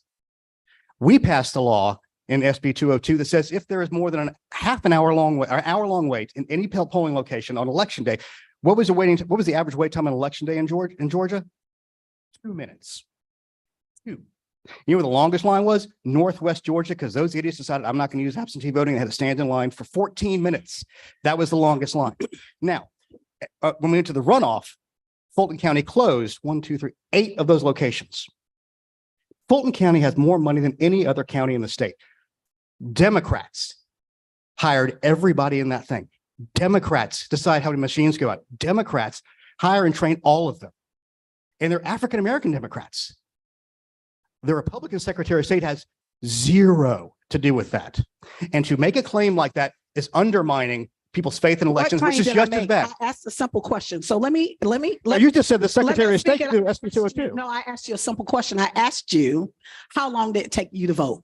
What I said was that it took me 4 hours. What I said is that there were people who voted for, stood in line for 12 hours. What I also said, and I have evidence of this, that I actually have someone who was a home caregiver that when she went on the white side of town, right, with predominantly white areas, that she was able to vote with her client who's actually disabled for 15 minutes. When she came back to her own polling site, it was a 2.5 hours. If we want to talk about SB 202, let's talk about it. So I'm glad you're raising it. So it is my time. So I let you talk. So since it is my time in SB 202, just as part of the reason, because people were standing out line for 12 hours. Matter of fact, on one of the election sites that we went to in Union City, we stood out. The last person did not vote until 12:37 a.m. on Wednesday morning. That is completely unacceptable. So part of organizations like mine would actually just give water. We would have chairs for seniors to sit down. People who actually didn't had to stand in line for 3, 4, 5, 6 hours. It is actually a felony, what you supported, a felony for me to actually do that now in the state of Georgia. That ultimately what we're seeing, and we've got to be honest, voter suppression has looked like 3 different ways in this country. One is it's been creating barriers to make it harder to vote. 2, it's also been how you weaponize the administrative process, because just because something is legal does not make it right. Slavery used to be legal in America. That didn't make it right. So I'm raising that because I think that part of what we also see, even when you're seeing, how many of y'all have a driver's license? If you have a driver's license, you go get it renewed every 4 years. For some reason, it is harder for you, even if you're registering to vote, all of a sudden, I haven't voted in the election. I haven't voted in 2 elections. Then all of a sudden, I've got to go back through the process over again. What we saw, even when there was actually 200,000, which we sued the state of Georgia, 200,000 people who were taken off the rolls. We found people, and I have evidence of it. I'll send you the videotape. I have evidence of people who literally never should have been removed from the rolls. I'm raising this because there's a part of this discussion that we're not being honest, that yes, there is a long space for us to talk about around voter suppression. There's a long space for us to talk about the lack of integrity, but the lack of integrity did not start with Trump, and it does not end with Trump. And the way that voter suppression has shown itself, particularly to communities that have been most marginalized, particularly in a state of Georgia, who has a horrible history in terms of literally around making sure that you're accommodating the needs of marginalized communities, that what we're seeing fundamentally, and the state has actually given itself power where there were removal of people who for years had been serving on these election boards that were just indiscriminately just removed from the boards. So there's I won't get into Georgia politics as much as I will say. Kind of feel like she did. No, it's my time. I will just say there are 3 major pieces that I want to say if y'all don't remember anything else. I think we can. Until America is honest about how it has allowed racism to be normalized and entrench itself within these systems. Until we're honest about that, we'll continue to face this.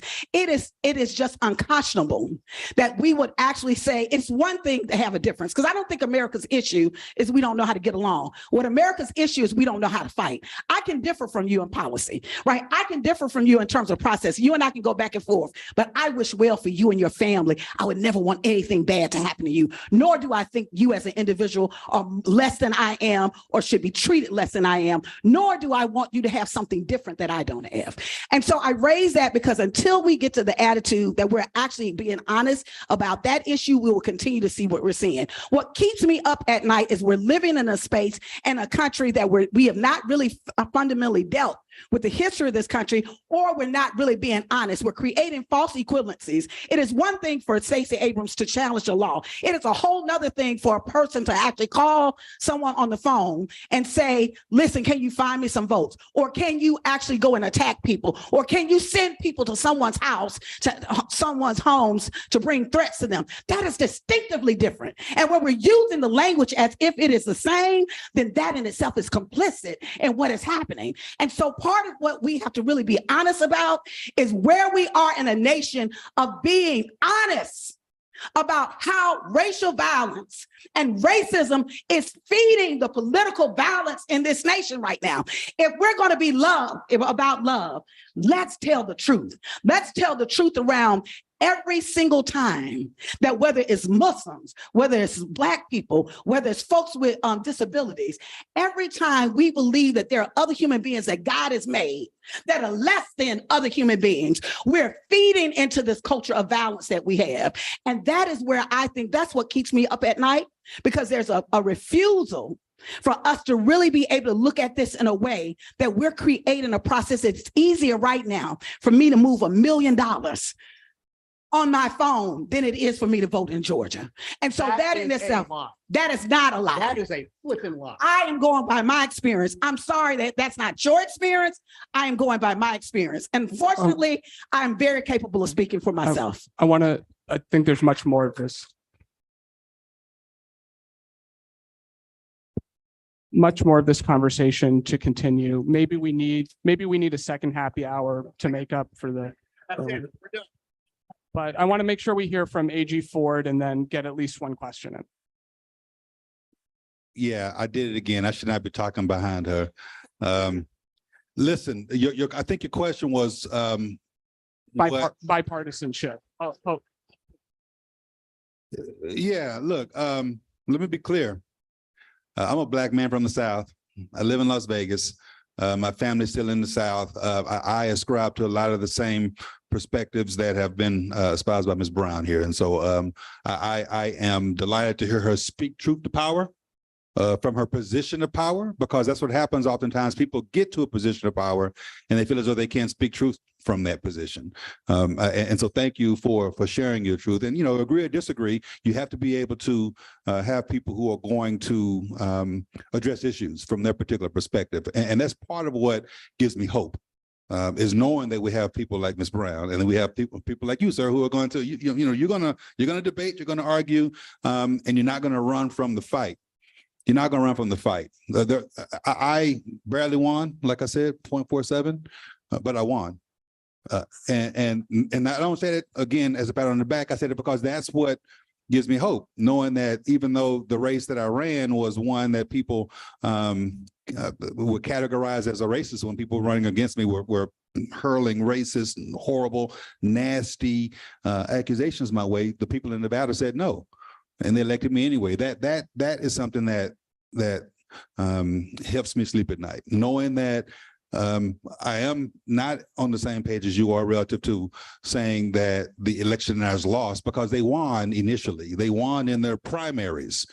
That scares me, that they won in the primaries. But what does give me hope is that they ultimately lost when it came to the majority of people in our state that voted. And so that to me is something to be proud of. And again, it goes back to this. I keep looking at the screen. Y'all don't know what I'm looking at. It has the number 80% on it, right? I go back to your number. That's 80% of folks who, at some level, I would like to think, have determined that our democratic institutions are worth protecting, and that we're worth putting aside differences, whatever they may be, monetary, race, gender, whatever the case may be, and coming together and saying we're going to vote for folks who are going to protect our democratic institutions is something that allows me to sleep a little bit better at night. And I think that's a bipartisan approach, tripartisan approach, even a nonpartisan approach that we should be all proud of. So that's my response to your question.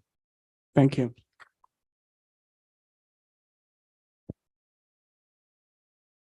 Do we have time for Q&A, or are we? I think we'll go to Q&A, and there's going to be some mics floating around the room. So just raise your hand and someone will bring you a mic in the back.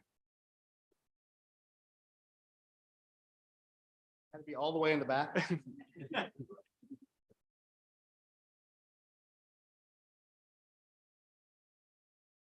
Woo.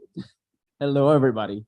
My name is Martin, and first of all, thank you so much for coming here and sharing your knowledge and experience. That was very insightful.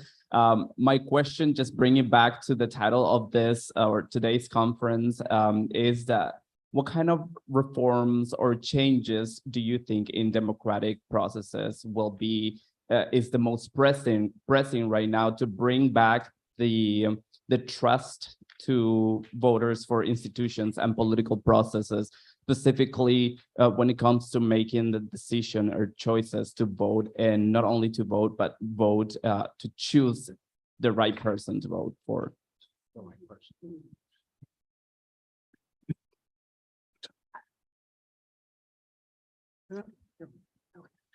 Thank you. So I think a couple of just quick things. One, I think that there should be a full restoration of the Voting Rights Act, because SB 202 wouldn't have passed if the Voting Rights Act fully, literally in terms of the John Lewis Voting Rights Act. So I think that we need full restoration of the Voting Rights Act. I also think that more people need to be involved and engaged. Part of a strong democracy, when you have 50% of the population participating, that in itself creates a barrier. And so I think there needs to be more people that are actually engaged in the process. And then three, I do think that there is a space when we're talking about nonpartisanship, but I mean, I'm serious, that those of us who have the courage to move and have the hard conversations about race and class and those things, and really be able to come together really on the center in humanity, that not the politics. At the end of the day, democracy should be a means to an end, not an end in itself. And so I think that those are some of the things that we need to do, that fundamentally, if things are going to change, then it's going to mean that the people of this nation, that we're going to have to change. Anyone else want to answer? I'll just say quickly, I think our democratic institutions still have to work. In Las Vegas, in Nevada, for example, we passed a law, not we, the legislature passed a law that tried to address what is nominally known as fake electors. Passed a law that would outlaw and that would make it illegal to be a fake elector. We had those in our state. That law passed, but it was vetoed.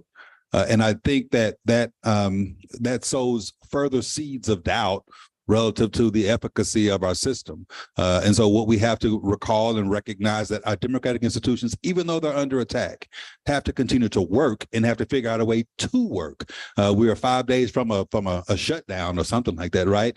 They need to figure that out, because again, as long as we continue to have these institutions failing the people, then people will continue to have less confidence in them. We have to figure out a way to have these institutions continue to work, notwithstanding the difficulties and the attacks that they're under. The one thing that leads to people believing election outcomes more than anything else, there's been polling on this, the one thing is fast results. The problem is we have states that are very close, and you're not going to get fast results from those states. We're going to have the Arizonas, the Wisconsins, the Georgias, whereas in Nevada, because they're 0.46, that's pretty close.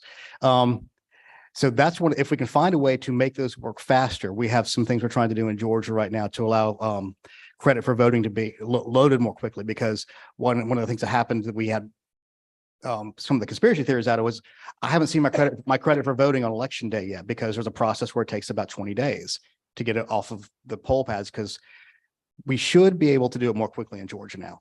Every state needs to do some of that. I mean, one of the frustrating things we had in Georgia was, you know, New York and Florida and Ohio were still counting when we were actually done. But because our elections were their elections were so much wider, they will say, we're done. We've finished the election. We know who's going to win. And that's a real problem across the country. So some of it's just technical ticky-tacky stuff. And your bigger question was, make sure the right person wins. That's the other thing that makes people believe the outcomes. If the person they support wins, then obviously the election's correct. So we can't really do that.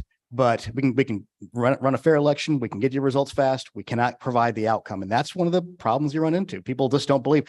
Everybody I know voted for me. I mean, there was in 72, I think, there was a woman quoted in the New York Times saying, everybody I know voted for McGovern. How did Nixon win?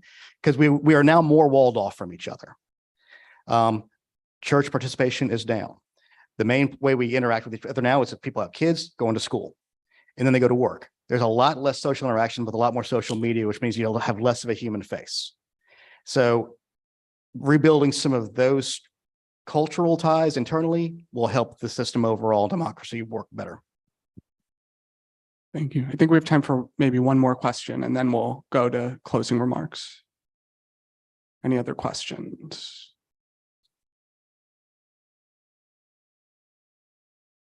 Hi, my name is Kyle Farrell. And in the spirit of free speech, do you believe that people should have the right to spread what you may label misinformation? And then how would you define misinformation? Thank you. Gabe, you want to start? Sure, why not? we have a beautiful thing in America called the First Amendment. I am troubled by the polling that I'm seeing, that especially younger people says it's okay for the government to decide what can and can't be said. That is a bizarrely slippery slope.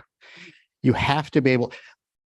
I have people get me threats and stuff, and they put things on my Facebook wall and Twitter, and people ask, why don't you block them? I said, I want to let these people show what asses they are. More speech is better than less speech.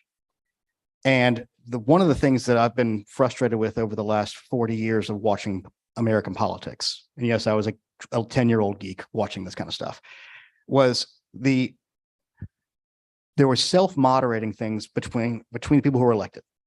But now we've gotten to a point where I'm going to do the short-term thing, and I'm going to get rid of the filibuster for this, or I'm going to go ahead and explode the deficit because I have a short-term gain from these things. We see it in CEOs and everything now too. If we come to a point where we said, I'm going to get the government or some nonpartisan group on the side to moderate speech. It's great when your team's in charge. It's horrible when the other team is in charge. And nobody's thinking long-term about what are these structural things that we're going to do. I hate executive orders because they flip back and forth. I mean, the Congress hasn't done its job. We can have a much deeper, longer conversation about that too. You can't have government define what is good speech and what is bad speech. The American people have to figure that out. And are people going to get lied to? Yes, people have been lied to in America for hundreds of years. You know why? Because they're human beings. Human beings tend to lie to get things done. They believe it. I mean, if you go back and look at the yellow papers from the 1790s and early 1800s, they called John Adams a hermaphroditic troll.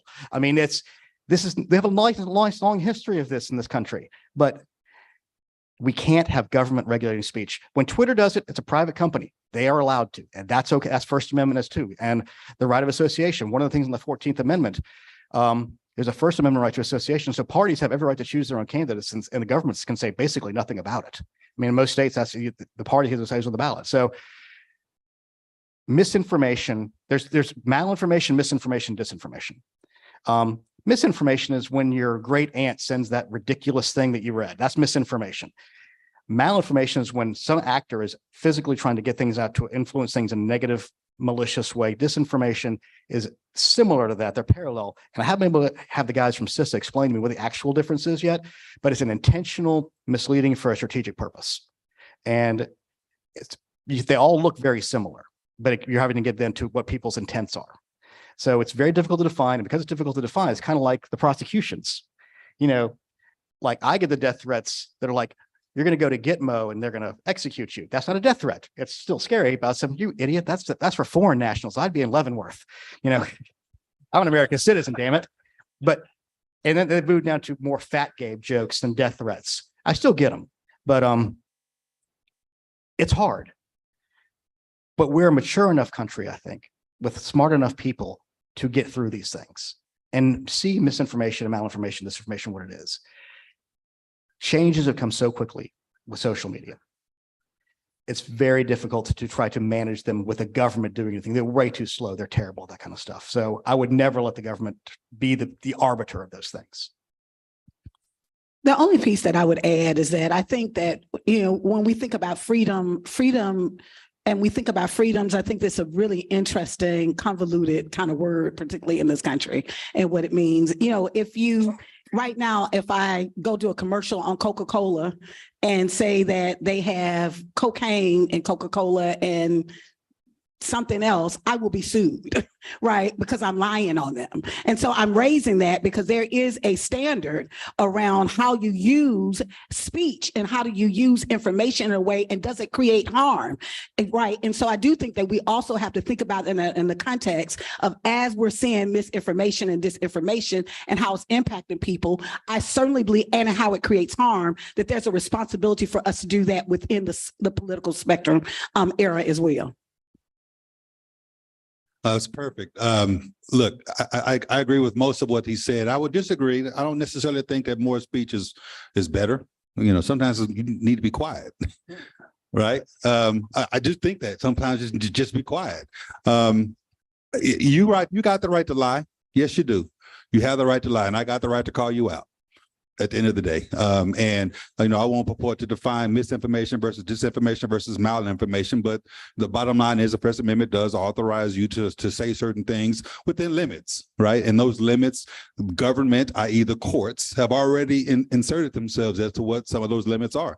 And the courts will continue to refine those limits in our current day and age. So, look, I don't think that I don't think that the government necessarily needs to have a overarching role in determining who gets to say what, when, and how, and this, that, and the other. But there are limits, and they will be recognized in the jurisprudence as we continue to move forward. But I do think it is okay sometimes to just be quiet, stop lying.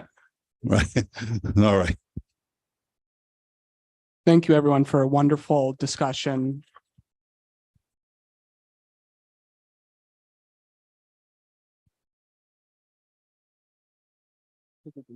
I'm going to turn it over now for closing remarks to Betsy Reed, editor of Guardian US, and Professor Pape. Thanks so much, Sam, and to all of the panelists, Latasha, Gabe, and Aaron.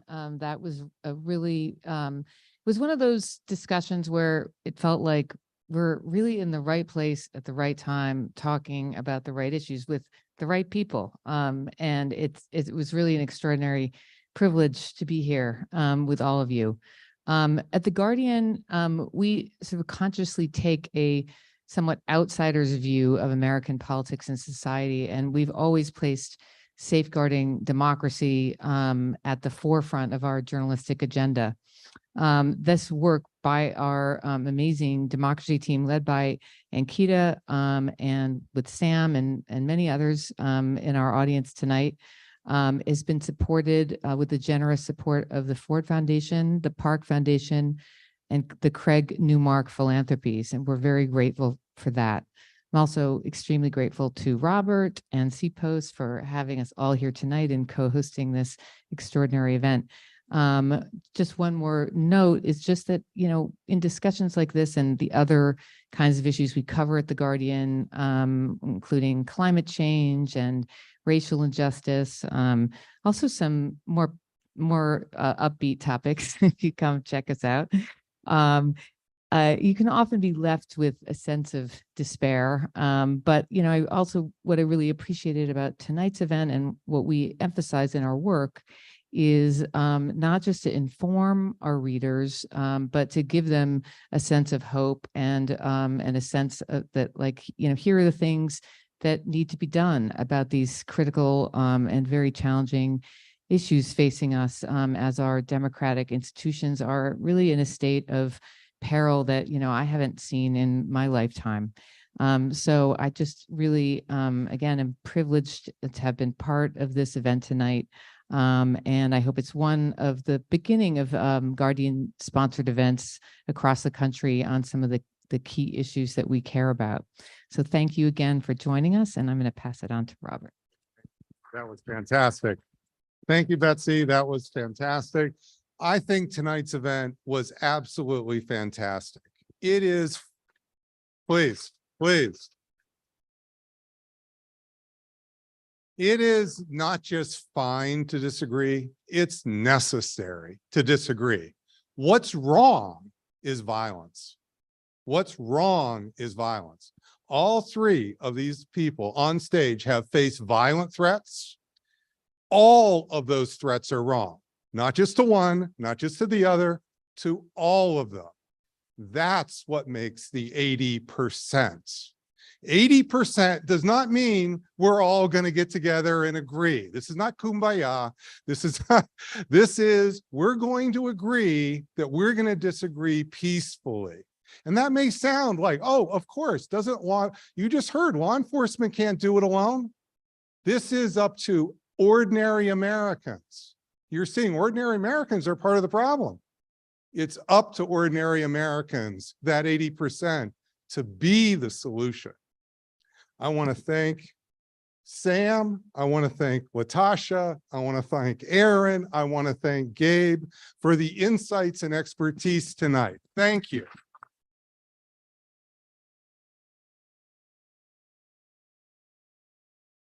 I want to thank Secretary Benson and Governor Pritzker for their remarks and perspectives at the outset of tonight's event. I want to thank all you who have joined this event here in person and on our live stream. Thank you. I want to thank my CPOST research team, and they are committed to not only conducting their work that provides robust, detailed data on urgent questions regarding the state of American democracy, but also in bringing that knowledge forward to the public so we can have events like this. Thank you, my CPOST team. I want to thank the University of Chicago president, Paul Alivasatos, who described that priority of our university at this moment as our work must be as an engaged university. And I am pleased that CPOST research that we're conducting is part of that broader institutional endeavor. Thank you. And again, I want to extend my appreciation to the Guardian for their partnership, their collaboration, and in conceiving of tonight's event and organizing it so well. Thank you. And I trust that we will continue to find opportunities to bring these challenges and opportunities into clear focus. And I look forward to democracy becoming stronger because of events like this. Thank you all. Thank you, Sam. Thank you. Fantastic. You did great. It's not just fantastic. You did a fantastic job. Thank you for having me. Oh, Aaron, thank you. You did my favorite tonight. Good chance. That was